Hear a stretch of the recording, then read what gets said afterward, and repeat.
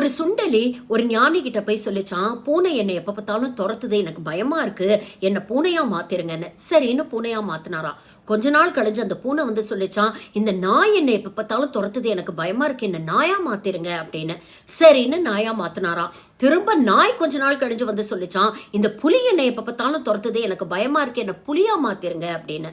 சரின்னு புலியா மாத்தினாராம். கொஞ்ச நாள் கழிஞ்ச புலி வந்து சொல்லிச்சான், இந்த வேடன் என்ன வேட்டையாட துரத்துக்கிட்டே இருக்கான், எனக்கு பயமா இருக்கு, என்ன வேடனா மாத்திருங்கன்னு. சரின்னு வேடனா மாத்தினாராம். கொஞ்ச நாள் கழிஞ்சு வேடன் வந்து சொன்னானா, இந்த மனிதர்களை பார்த்தாலே எனக்கு பயமா இருக்கு, அதனால என்ன அப்படின்னு சொன்னோன்னே உடனே அந்த ஞானி அந்த வேடனை மறுபடியும் சுண்டலியா மாத்திட்டு சொன்னாராம், உன்னை என்னவா மாத்தினாலும் உன் மனதளவுல நீ எப்பவுமே சுண்டலி மாதிரி பயந்தாங்குழியா தான் இருக்கிற அப்படின்னு சொன்னாராம். மனசுல எப்பவுமே அச்சம் இருந்ததுன்னா நாம என்னைக்குமே எதையுமே சாதிக்க முடியாது. இந்த நாள் இனிய நாளாக அமைய வாழ்த்துக்கள்.